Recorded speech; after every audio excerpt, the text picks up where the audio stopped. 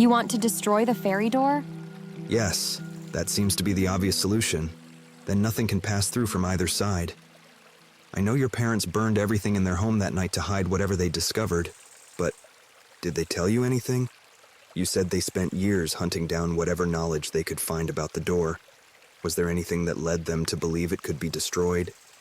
I don't know. Do I know?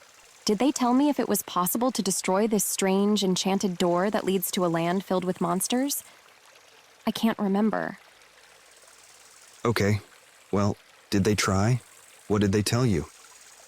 I will take this secret to my end. I blink and tear my gaze away from his. I don't know, Ash. That night was... it's kind of a blur. We were in a huge rush, and they were talking over each other, throwing things in a bag. They didn't have time to sit down and have a chat about all the discoveries they'd made. They did, however, have time to tell me they'd hidden what they discovered outside of our home. But I haven't figured out yet if I should share that with Ash. Whatever I told you that night when you came over just before we left is what they told me. I think you said they went to the door that night because they wanted to get rid of it.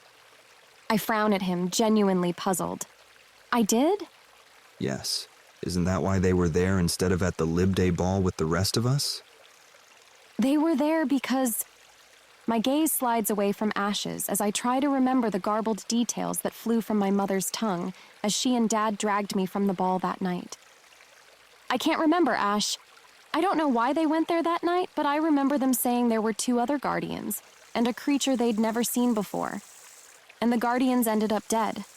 And even though Bergenfell saw what happened, she told everyone my parents were the ones who'd killed the guardians. That's what I told you, right? Yes, but you don't remember them saying the reason they went there in the first place was to try something that would destroy the door?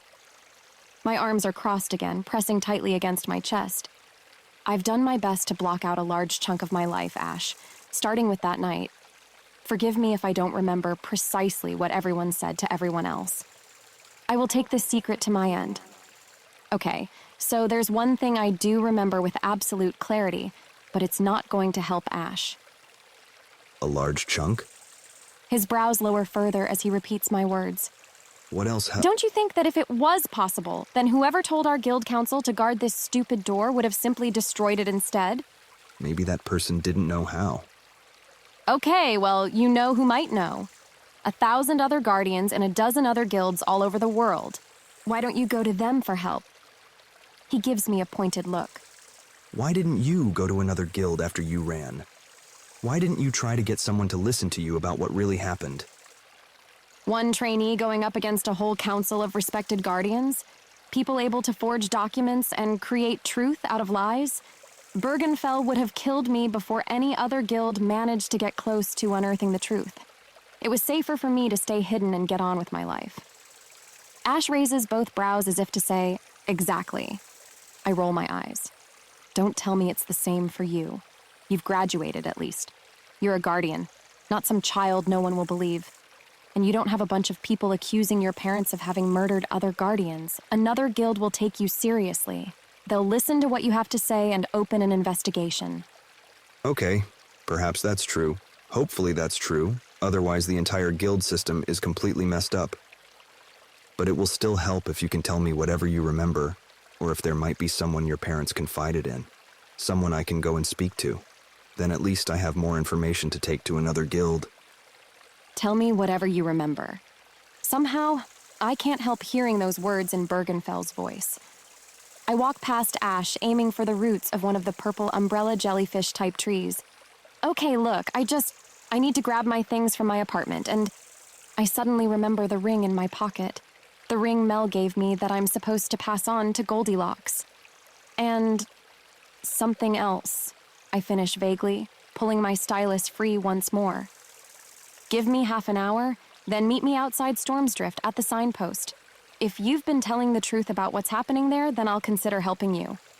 Wait, how do I know you won't disappear again? I crouch beside the giant, twisting roots and write a doorway spell on one of them. I want to tell Ash that perhaps I will disappear, that I owe him nothing, that he'll just have to wait and see. I guess you don't, I end up saying, mainly because I don't know yet either. Fine. Dark space spreads across the roots at my feet.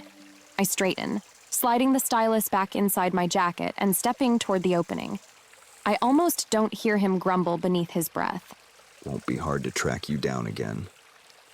I stop, then turn back 1 foot inside the darkness of the paths. Excuse me? It occurs to me now that I forgot to ask him the first question that flashed across my mind when he showed up in my bedroom. How exactly did you find me after I ran from the Gilded Canary? Because I know you couldn't have followed me through the paths. You were nowhere near me when I opened that doorway.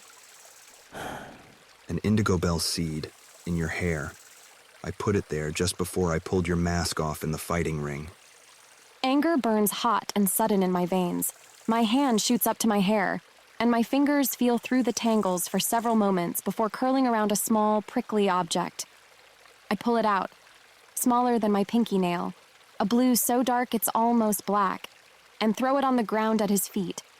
Any other tracking items I should know about? He shakes his head. Without another word, I turn and stride into the darkness. Silence greets me as I step into my bedroom. At least it seems like silence in comparison to the forest that was alive with sound. My anger fades rapidly as the reality of my situation sinks in. The guild found me. Ash found me.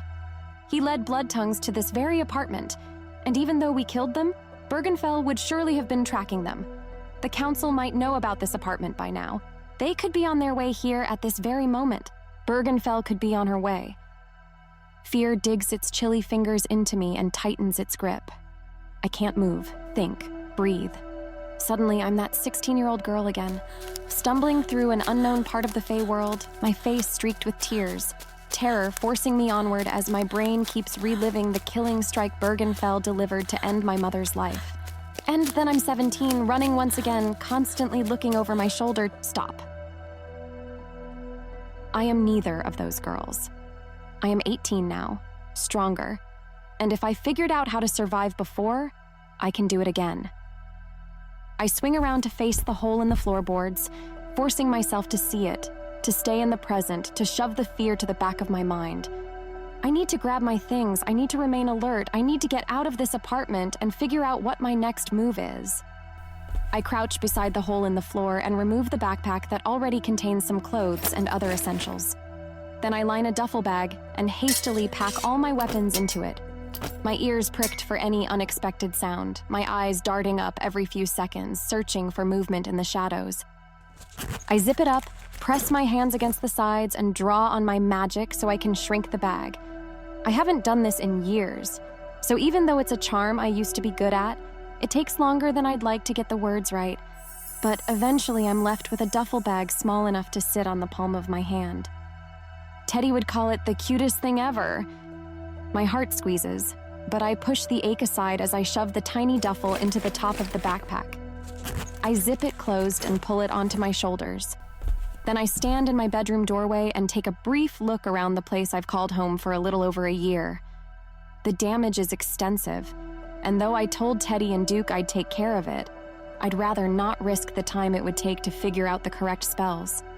On top of that, the fighting has drained me of some of my magic. I don't want to tire myself further when I have no idea how much more magic I'll need tonight. I push aside the guilt that niggles at me as my eyes scan the shattered window and the gouges in the walls. This is what a damage deposit is for, right? The last two things I reach for are the empty jar that's supposed to contain the cloaking charm, and a book from the shelf in my bedroom. Then I open a doorway and step out of this chapter of my life. Darkness presses against my open eyes, and I fight back the urge to cry. Memories flit across my mind, movie nights on the couch, Teddy teaching me how to bake, Duke's endless patience as I figured out how to use a phone and a laptop, the cramped chaos of make-your-own pizza nights when we invited all our other friends over. But I gently push them aside, reminding myself that I need to choose a destination if I don't want the fairy paths to drop me somewhere completely random. The darkness pulls apart, and I walk into a cemetery bathed in the soft, peachy violet of twilight. This is one of my meeting places with the woman I know only as Goldilocks. I'll never be a guardian. But that doesn't mean I can't do my part to secretly foil the plans of the criminals who meet up at the Gilded Canary and whisper about their dealings. Riven has his agreement with the Guild, but he doesn't tell them about half the things that go on in his club, and I'm not about to go to a guild either. After what they did to my parents, I trust a secret vigilante group more than I trust guardians.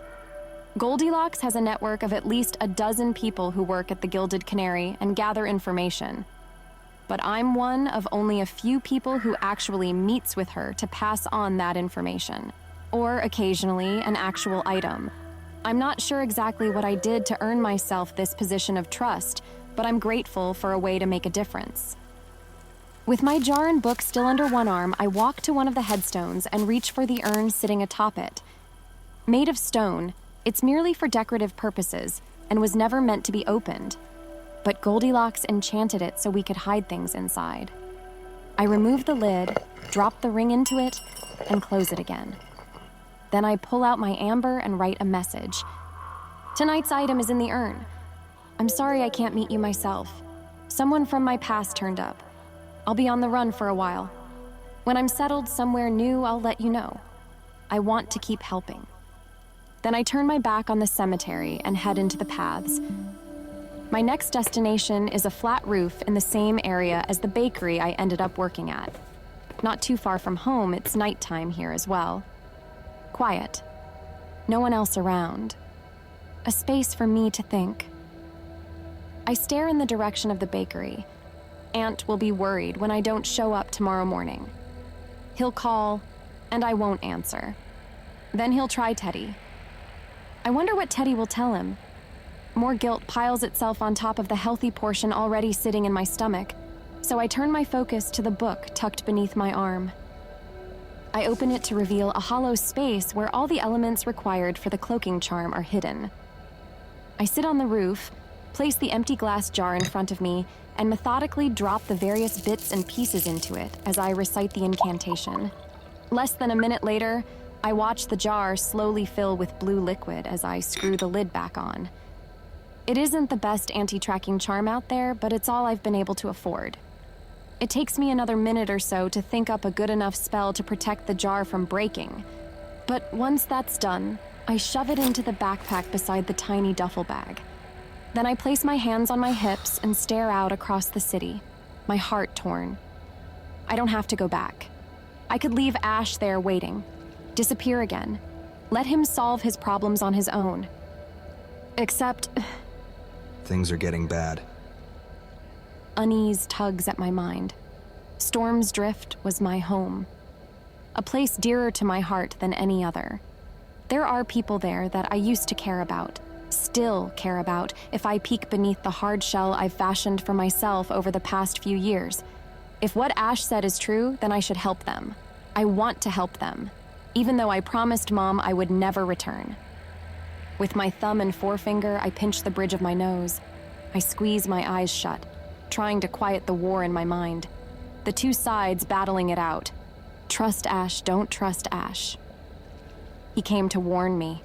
He attacked a fellow guardian in order to get to me first. The council knows that he discovered the door, and now he's being hunted by them as much as I am. Surely that should put him on my side. Unless all of that was a lie. Nothing more than a very good act? Possibly. But the other side of my brain shoots back immediately. Those blood tongues were definitely after him, which means the council is definitely after him, which would put him back on my side again. Unless that was all part of an elaborate plan to get me to trust him. Maybe Ash is just waiting for me to give up all my parents' secrets, waiting for me to tell him where the key is so the counselors can unlock the door and then he'll kill me. I press my fist against my brow. No, Ash was never a good liar. Not with me, at least. I'd be able to tell if everything he said tonight is false. Then again, we've both changed. I'm a better killer. Perhaps he's a better liar. Ugh, stop deliberating. I drag my hands down my face. I need to go to Storm's Drift and see for myself. Feel for myself. Then I'll know for sure that at least part of Ash's story is true. And it's an excuse to spend a few more minutes with him. That small, traitorous corner of my heart whispers to me, "Shut it," I mentally snap right back. Then I open a doorway and face the darkness. I take a breath, step forward, and think of the place I've tried for years to erase from my memories. Storm's Drift.